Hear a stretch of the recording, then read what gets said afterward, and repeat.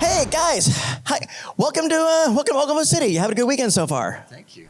Oh, absolute pleasure. So far, so good, yeah. All right, right on. So, thank you for joining us here. What I'd love to do is, I'm sure you've told these stories before, but in case anyone hasn't heard it, I would love to. I always like to start off with the origin story. How did each of you come about to be cast in this wonderful series? Better start with you, since you were first. Me? That's right. I was first, wasn't I?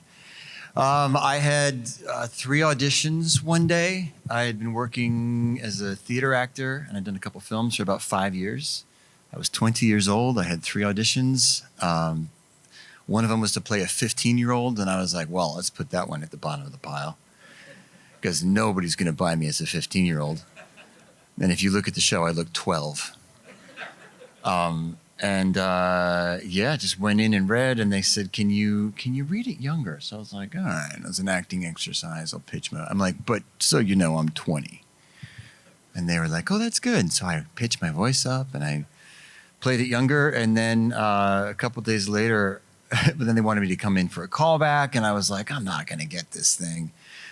And then I read the script in Penn Station, because I'd missed my train back to New Jersey where I was going to school. And I read the script, and I was like, oh, no, this is really good. Like, did I just talk myself out of a job with my cavalier I'm 20 speech?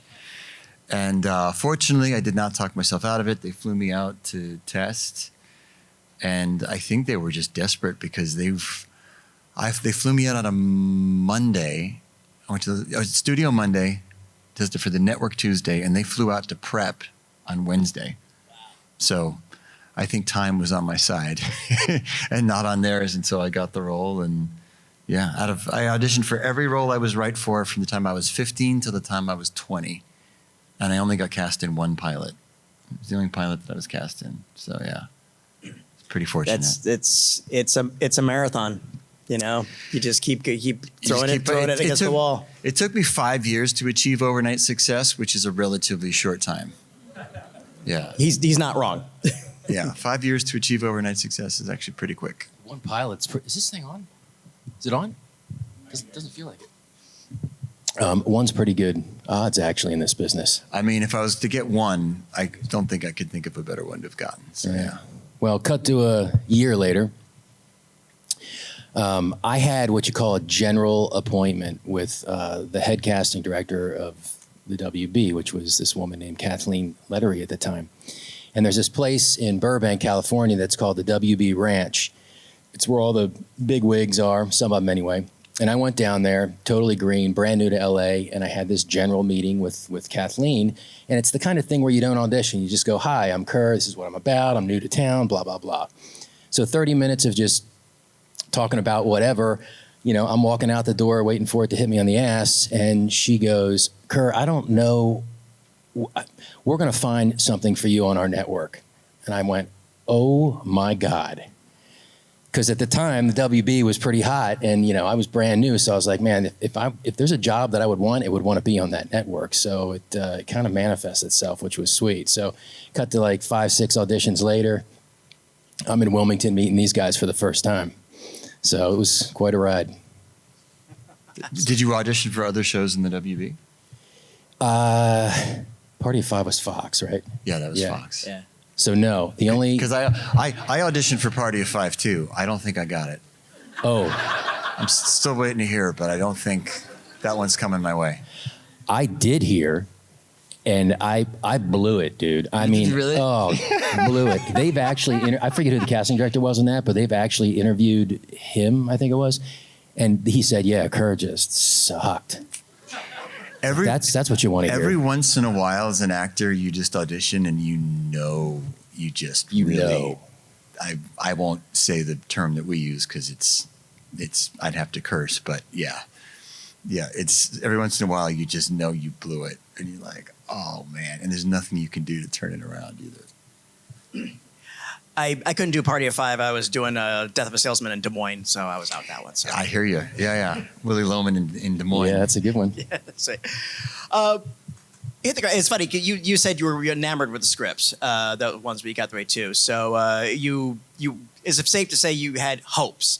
And the reason I ask is because anytime you get involved in one of these things, you always have hopes. Wow, maybe we can get a season out of this. So what do we do? When did both of you realize that it may have actually exceeded your expectations? Well, I had done a movie when I was 17, and everybody said, "Are you ready for your life to change?" And I was like, "Yep, that sounds good." And the movie came out, and I remember going to the theater in New York with my college friends, and there was only one other person in the theater opening weekend.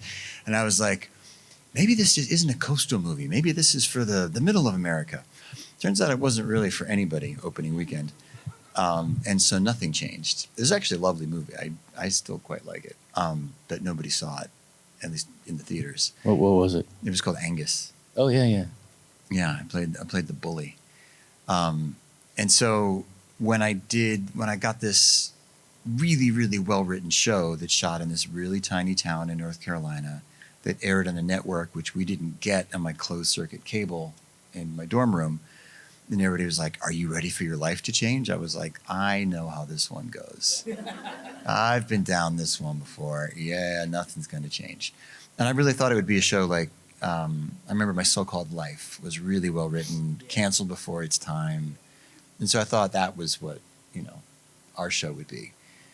And I just didn't believe it when people said, even when I went to upfronts and the show was picked up and people were saying, "Oh, this is amazing." There's a part of me that still didn't believe it. And it wasn't until we had shot all 13 episodes of season 1 and I had backpacked through Japan with my friend from college, and I came back to Los Angeles and I saw a billboard for the first time. That'll do it. And I was like, wait a minute, that's an actual billboard. That's my forehead blown up to even bigger than it actually is.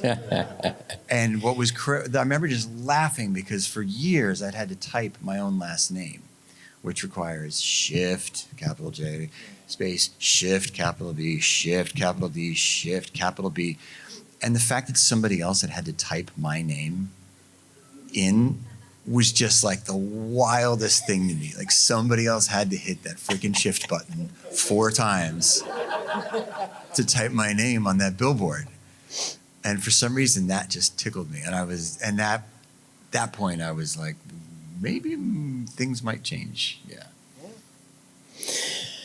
I don't have that story, but I do remember when I first got down to Wilmington, I do remember Josh, saying, "Hey, I'm Josh Kerr, nice to meet you. Your life is about to change." And that was it. And he was right. Several months later, it did, and here we are. Absolutely. And what a journey. Absolutely it was. And that was it's an interesting time, and people are starting to re-examine that period in television because you had interesting stuff going on the cable networks and CW and the usual paradigms of straight up drama. And even the drama stuff was kind of like soap opera-y or whatever. Or then you had your sitcom formats. And this was that new crop of shows like trying to tell human stories. Not about rich people or anything like that, just trying to tell us what we do and making a legitimate effort to depict a teenage life. Or at least a version that wasn't like, "Oh, no, we got to get ready for the talent show," stuff like that. So what was your experiences like that way too? How did you feel that coming out of the writer's room when you got the scripts? That's like, I really feel like there's a lot of truth to this because that's how it came across in the show. Thank you. Yeah, I mean, I think the show was always, Kevin Williamson's voice. I mean, Kevin's just a singular talent. And his whole thing was to write the way teenagers are actually feeling. And so not to try, My So-Called Life was great at writing how teenagers actually spoke. And Kevin wasn't trying to do that with this show. He was trying to encapsulate the way a teenager would speak about their feelings if they had 12 years of therapy and were in a writer's room, And so I think is what hit with people is these were very hyper eloquent teenagers who were able to encapsulate all of those crazy feelings of puberty and first love and first heartbreak, and really just nail it with how they talked about it. So that was always the goal, was to find the truth in all of it. Did you have a dictionary in your trailer like I did? I'm actually a nerd, so I knew almost every word that was in that script. Yeah, and actually our key grip of all people, Logan, was smart also dude. our go-to if there was ever a word that nobody knew like what it meant. We would go to the key grip, which is not. If you've ever been on a set, the key grip is not normally the most well-read, eloquent. And this guy's huge too. Yeah, yeah, Cogent means you're getting to the point very succinctly. exactly. Yeah. Logan, what does angst mean? I'll show. I've got 125 episodes to show you what angst means. Yeah. And another thing about it, too, that I think, again, we're looking back at it, really appreciate it, is that, especially, again, with the paradigm of the team shows at the time was there's something and then it happens and it goes away. Like, all of a sudden, in Saved by the Bell, turns out they had a rock band the whole time and they're getting ready for a show. And then they never mentioned it before and then they never mentioned it again. But Zack Attack was awesome. Yeah. We can all agree. Yes. It was worth bending the rules of time, space, and motion to get Zack Attack on screen. Let's make sure we're all on the same page. But these characters, like a kid, you had a dream of youth, and then there was this journey. Kind of discovery. Is this what I really wanted to? Is this way too? And of course, your character helped move the needle to LGBT presence and awareness in television. And what I appreciated so much was that a lot of times, again, the arc was like, okay, this is what I am, and boom, and then that's kind of it. It just kind of stops, but it kept going with a natural evolution of, no, that's the beginning of the journey to self-discovery. Now we're going to see him We're going to go going through it. Yeah, and that was such a rarity. Well, you can thank Kevin Williamson and Greg Berlanti for that. I mean, that was their story. You know, I just took the words off the page and did my job. But I mean, it was pretty special to be a part of something like that. So thanks for saying that. No, absolutely. Yeah. And I know I'm friends with Guggenheim. Berlanti's like writing partner, of course. And Berlanti was the co-creator of Adapter, I should say, of Arrow, Flash, and the whole CW Marvel DC universe. And so. And I think he was a freelance writer at first, and then he was a staff writer, and he was really, really young, and everybody's like, well, he can't run a show because he's too young. Yep. And then we struck out with a couple showrunners, and then finally they gave Berlanti the shot, and Greg Berlanti came up with the Love Triangle. Season 3. And just saved the show, season 3, and is now one of the most prolific writer-producers in Hollywood, and a really good guy. That was all. Yeah, and you can thank him too for the throwing Pacey in there with the love triangle. Yeah, that was his idea. That was all him. Yeah. Yeah. Absolutely. For each of you, what was the craziest day you had on the set? Shit, I don't know. They were all crazy. God, I mean, we 7 days, one episode in 7 days, which is unheard of. It really should have been 10. Yeah. I mean, we were on location 4 out of 7 days, which in the film industry is just insane. Yeah, so we were doing often 8, 10, 12-page days, which is nuts. I enjoyed and also had to prepare myself for the like holiday stuff where we're all in one scene and it's all this coverage around a table. Every actor loathes that. It's just because it just takes so long for one scene. So long. You're sitting there in front of a turkey that's just smelling more and more and more throughout the day. And the Thanksgiving scene, you have to cover. And not in a good way. You have to cover everybody.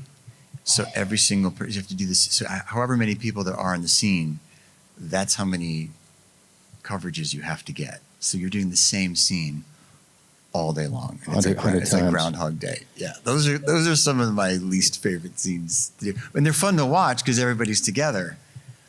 But to shoot them was gnarly. And then if you're me, I like to eat in my scenes too, which is a huge mistake because big rookie mistake. Yeah, you're eating a lot. Well, if it's turkey, then you're dealing with the tryptophan. Yeah. So by lunch, I'm passed out.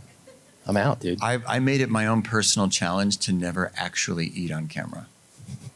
I literally I would pick up an apple and do this, and they would put in the sound effect of me biting it. It became a personal challenged my own game to never actually eat on camera. I think the craziest day for me was when we were there's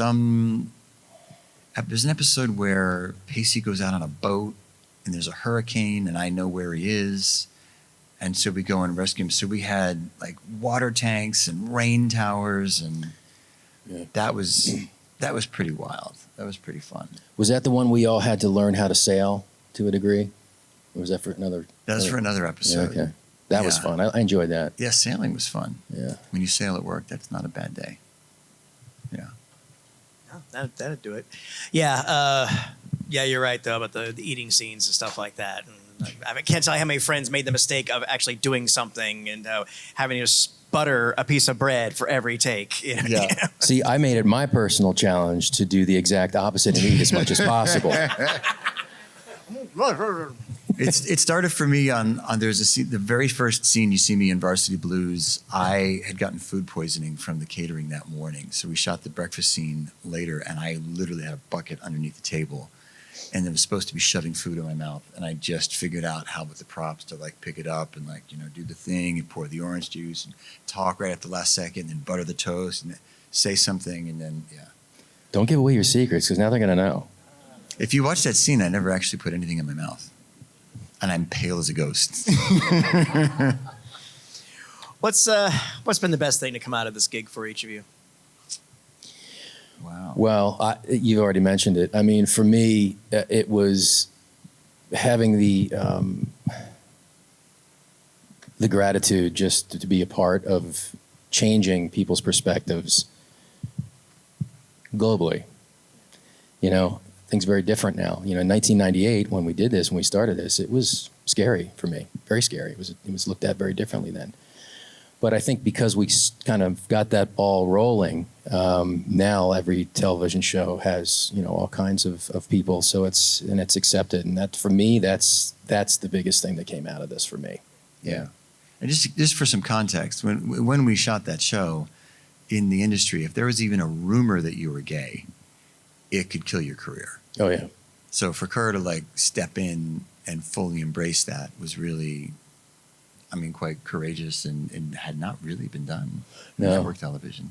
Part of my idea. This is my idea because Kevin threw a fastball at me because when I was hired, the character wasn't gay. I was hired to basically get him to punch me in the face at the dance. Just get in the middle of him and Katie. But about 3 months into the show, Kevin comes down to Wilmington. He says, "Look, we're going to go down a different avenue with Jack." And I go, "Oh my God, I know what you mean. I know exactly what he's saying."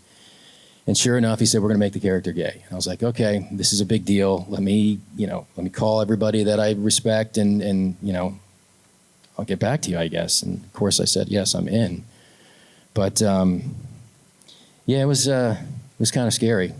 Yeah.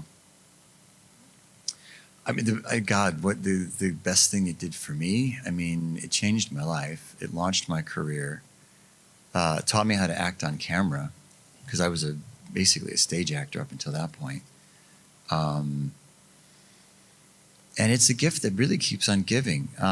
Fame, when I first experienced it, freaked me out, so I just hid for the most part. And I didn't know what to do with it, and it just seemed strange, and it was responsibility. And now at this point in my life, it's really been such a blessing because I get to meet people and have these conversations and connect with people who would otherwise be just complete strangers. So that's why it's fun to do stuff like this for me, because I just get to connect with people who I would never otherwise meet. So getting to meet y'all has been like really, really fun. This many years later. Yeah, we didn't even have social media back then, right? Thank God. Yeah, that's why we call it the good old days. I would still be apologizing for the stupid stuff that I just thought the world had to hear.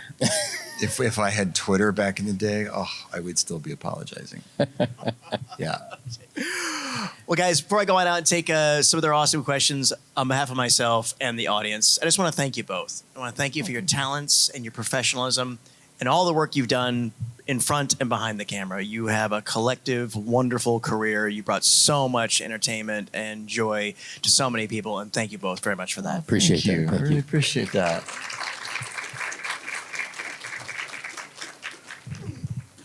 right, we'll do a line right over here. So whoever wants to come on up, whoever asks the first question will get 2 pieces of candy. I'll have you that way too. All right, brother. Hey, what's your name? How's it going? I'm Stetson from Amarillo, Texas. Yeah. So my question is to both of you, how far in advance did you know how the show was really going to end up?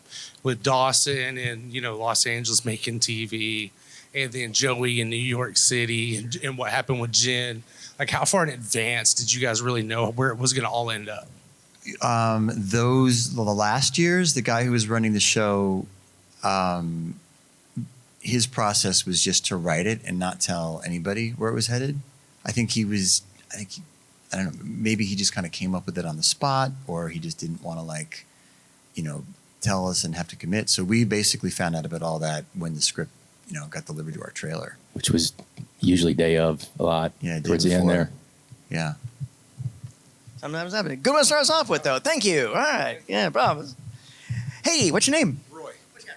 Okay, so for Kerr, I just want to say, I told this to James on Friday, but I got my mom to watch the show when I saw the pilot. And the scene for your character when you were outed by the locker, and then you're looking over at Katie's character, my mom's like, go to him. She was like so like invested like on that show. And I think it was because what got me on the show was when they did the trailer and you threw that basketball in his face. Yeah. I don't know how you guys did it. That was, how that didn't really connect. I don't know how you guys did that, if it was like the prop or whatever, but I was like, oh dude, I got to watch this show. This looks great. Just awesome. Off that. That's great. And man. Then you standing on that boat and they did those promo shots. Yeah. On the boat, like how hard was that? Like hard to like stand in one spot to like it's kind of impossible ponder? Because it's so the picture of me in the boat that they put on the poster, they just superimposed me in a boat and they put me in the bow of the boat. I don't know if you've ever tried to stand in the bow of a rowboat, but it's not a good idea. And so then they had these promos where they wanted to actually recreate the shot in real life. And so we were in the Cape Fear River, which is called the Cape Fear River because if you fall in the Cape Fear River, you might get sucked down and then resurface who knows how many, hundreds of feet down the river, so many undercurrents. So they had a boat rigged with like sandbags in the back, and they had it tied, and they had scuba rescue divers, and just in case I fell. It was a really wild, and I think we did it like after wrapping. Maybe it was at season 2, so we were all just exhausted, and most of us were hungover, and that's when we shot. That's when we shot that promo. Did you fall in? I did not fall in, thankfully. Was Robert De Niro hiding in the bushes? I see what you did there. Yeah, it's thank clever. you. It's good. That's good. Thank you. Okay. Thank Hey, you, fun bud. one. There you go. Hi, what's your name? Edwina. Okay, so as a kid watching this, I was around the same age as like all the teenagers, maybe a little bit younger. So I watched it religiously and, had to call my friend up during commercial breaks and like, can you believe what he just did, right? So, so as a kid, I wouldn't have ever thought that the show would ever end.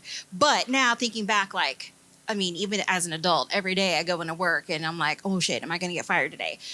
How many times did you guys ever feel that way? Because to me, I would have never thought the show would have ended, like I said. But did you guys ever have yep, we're done with this? Oh. You mean like thinking we were going to get fired, or just being done with it? Well, your character, shit, I'm gone tomorrow. I don't think I ever thought that just because my character's name was in the title of the show. So in terms of job security, I felt like I was pretty safe. Yeah. I'm afraid to answer this. You can pass. Yeah. No, it's I don't feel like there's only one time in my entire career where I was like, oh my God, I may get fired. And that was actually when Kevin suggested a different avenue. Really? Yeah. I knew I had to do it. Gotcha. So, yeah, that's probably the one time. Yeah.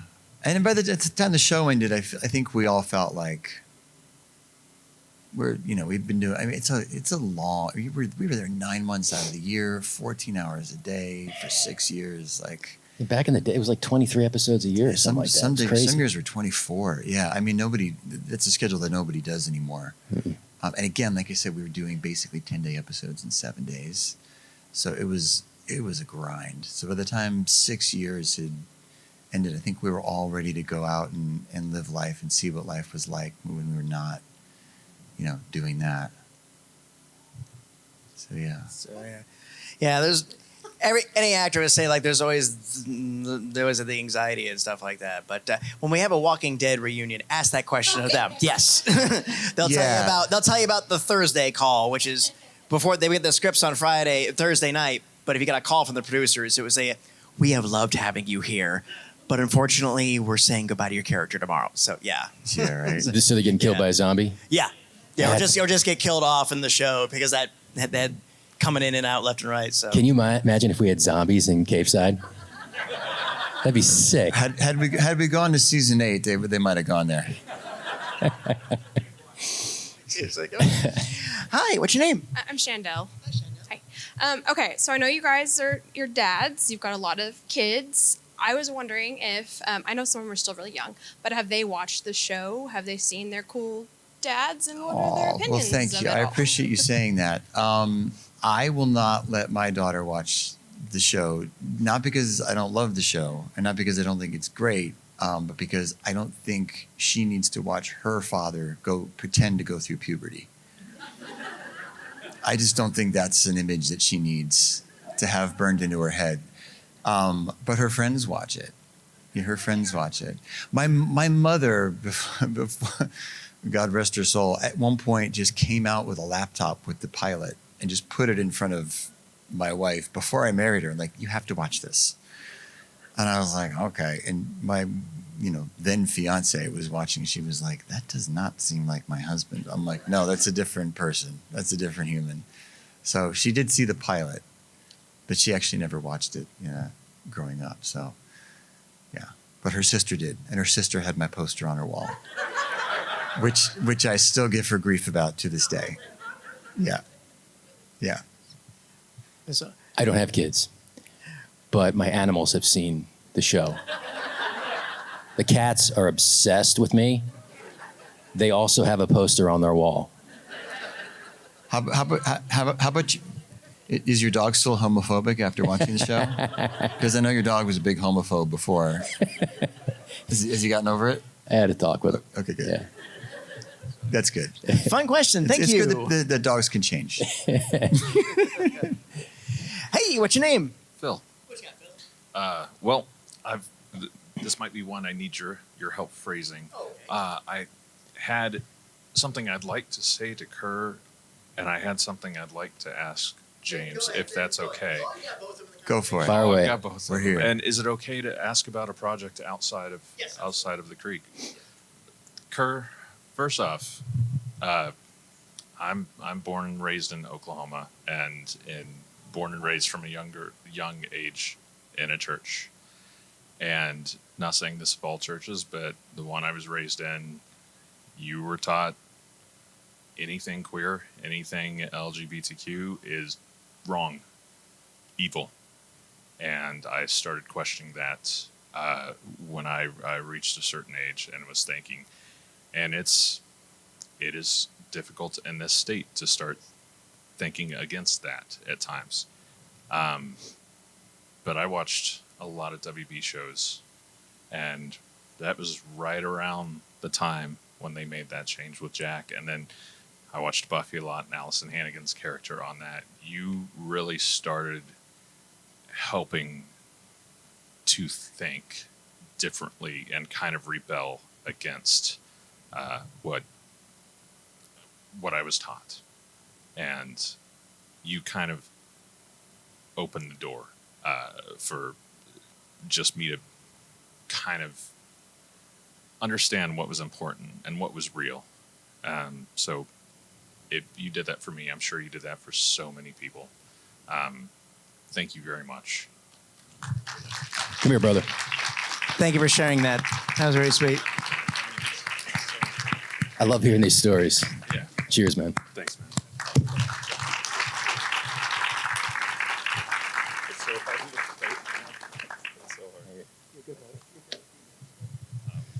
So yeah, something else. I had a question for James. James, this is going to be completely off the wall. Yeah, how do you follow that? My apologies. So a few years ago, you did a Power Rangers short film. Yes.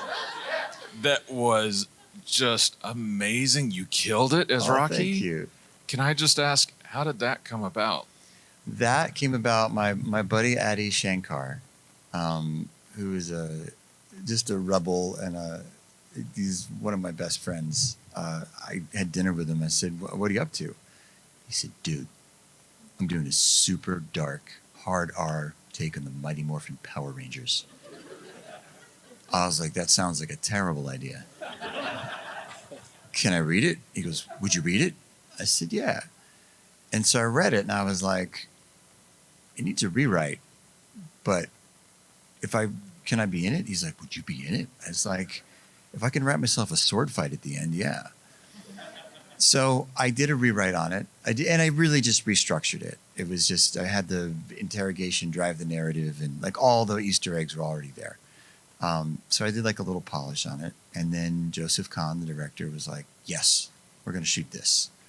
So they just shot the thing that I had rewritten. And nobody got paid. Everybody called in favors. Joseph had said, "There's a place called 8711. If you would, just mind showing up a little bit to learn." I'm like, "Dude, 8711 is the premier stunt training facility. It's like a dojo. They did the Matrix. They do everything." I was like, "I'm showing up as often as they'll let me show up." So I just started showing up at this like warehouse on Aviation Boulevard near LAX. And so I just showed up and learned how to like stage fight, how to sword fight, how to do all that. And then as it so happened, my stunt double had broken his wrist. So I didn't have a double. So I got to do all my own stuff. And we just shot it and put it out at midnight we made sure there was no ad revenue on YouTube so that it was legal. And we just put it out, and I think it got like 14 million views in the first day or something. And then the guy who owned the rights to Power Rangers was not thrilled that we had done a really hard R take on his IP, but there's nothing he could do because we weren't making money. And so that it became a big controversy, and then even more people watched it. And then apparently, and I didn't know this, and I still don't believe Addy when he says he didn't know this. They were going to do a Power Rangers movie at Lionsgate, and they had put out the script that weekend to discuss on Monday. And we dropped ours on like midnight on Saturday into Sunday. And so everybody got to Lionsgate with this, really nice, sweet Power Rangers script. And they had to be like, has anybody watched this? And they had to contend with what we had put out in the universe. So yeah, it spoiled that script a bit. Yeah. You guys did break the internet when that dropped. Yeah, it was kind of fun. It was. I got to see this thing. Yeah. And Addy just produced and wrote Devil May Cry, which is out on Netflix right now. So he's still out there doing his thing and creating and causing a ruckus. Yeah. So good stuff, man. Thanks again for sharing your story and your journey. We appreciate it. Thank you. Yeah. Mm-hmm. Round of applause for that. Woo. Okay. We got a few minutes left, so we'll take care of these three, and then we'll have to close the line after that. So what's your name? I'm Jen. Actually, I have several questions, but James, how are you doing? Thank you. I'm good. I appreciate that. Things going good? Yeah. Awesome. For both of you guys, curious, as the show started gaining in popularity, did you guys get a little bit more input in your character developments? No. No, I mean, it was just pretty much up to us to make things work. And they were already working, so, what we were doing was good, I guess. So we just kept doing it, right? You got a totally different answer. I can see it on your face. Yeah. I'm trying to figure out how much I can say. Yeah. We had a bunch of different showrunners. And so, yeah, I didn't really have any input. Nobody was asking me, but if there was something that needed tweaking, I would tweak it on set. And I don't know whether it was always appreciated. But I do feel like I made it better enough of a percentage that nobody told me to stop. So, yeah.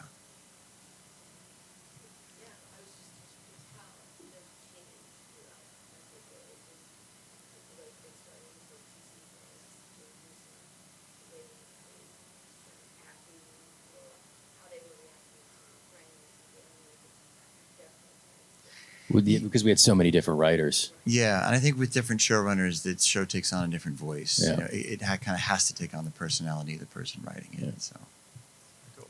Fun one. Let me take care of these two, and then I'll let you wrap up. Okay? All right. So remember, I said you ask more than one, but you got to go to the end of the line. That was the rule. Okay. all right. Hey, what's your name? My name's Nadia. What do you got? My mom raised me on Dawson's Creek. I have all of her DVD sets now. Aw. So you guys and Saved by the Bell raised me. So I wanted to know if there was any favorite storylines in the show, whether that be with y'all's characters or any other the characters. I have a terrible answer to this because I really just kind of showed up and committed on the day. So it wasn't like I had a favorite storyline or a favorite. I do, although I will say I got to work with Harv Presnell, who played Mr. Brooks, I think is the name. Oh yeah, he was great. He was a great actor, huge personality, theater actor. And so that was fun to show up and get to work with him and watch his process. And he was just such an old pro and I learned a lot. So that was fun just because selfishly I got to show up and work with, one of the greats. I would say mine's more of a through line than a storyline. It's not that specific, but I really cherish the on-screen friendship between Jack and Jen, and even Graham's really. Our little household there, it was just a lot of fun. We just had a blast.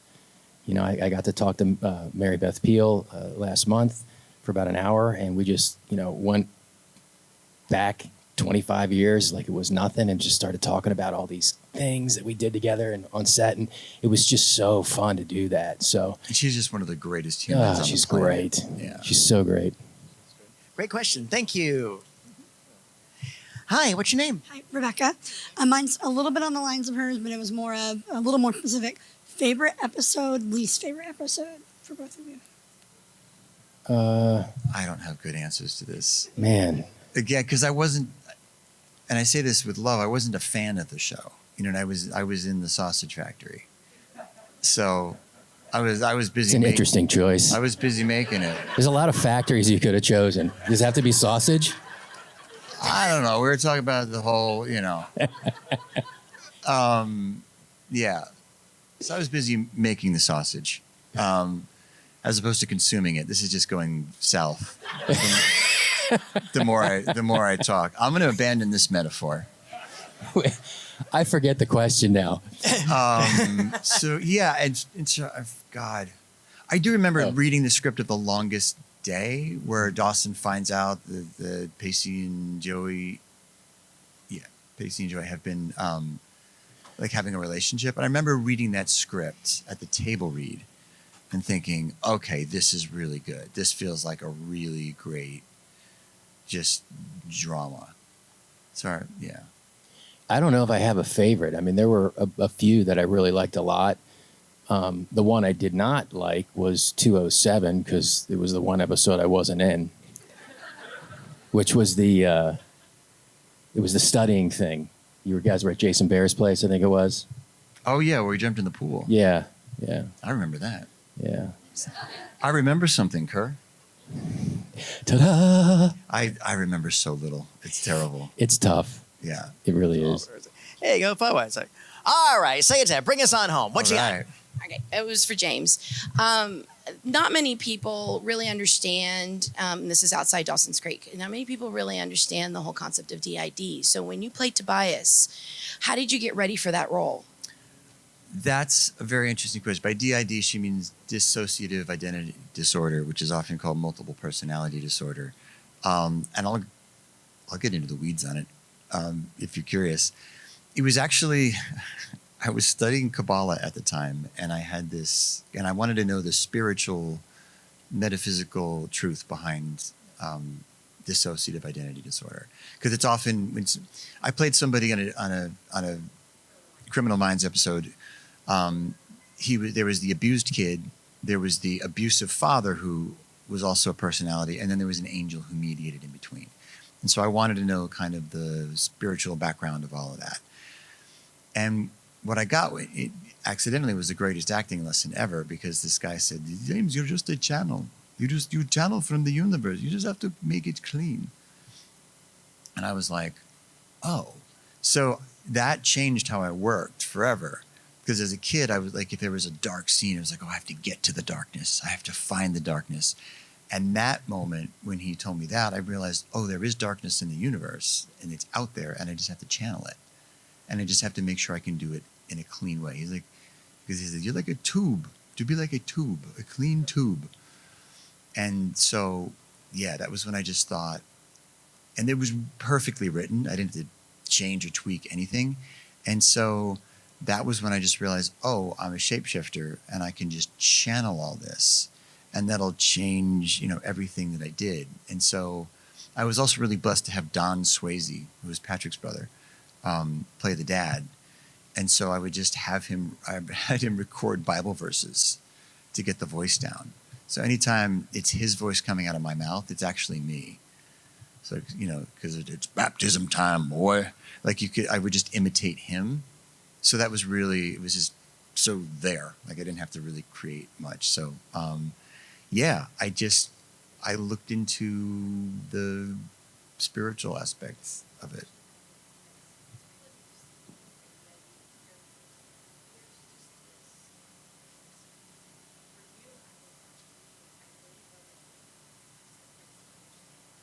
Oh, thank you.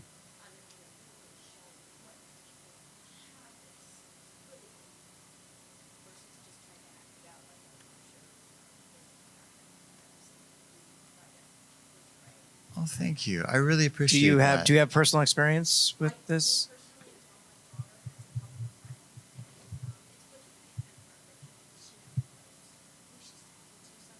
Yeah.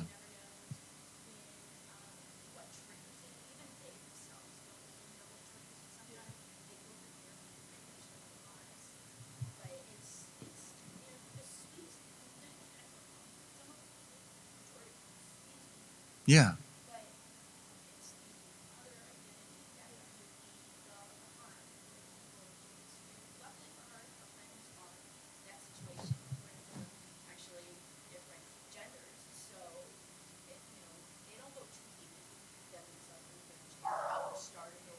Yeah.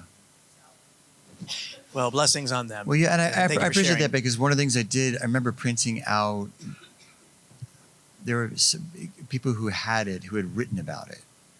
And so I actually put those up in my trailer, because I really wanted to do them justice. So thank you. What's on your dockets? Anybody got anything coming up you're allowed to share with us? I am doing, I did a movie actually in Tulsa last year. I am in season 1 of Overcompensating, which is available to stream on Amazon right now. It's like a really like R-rated college series about a guy who is still in the closet at college, like modern day.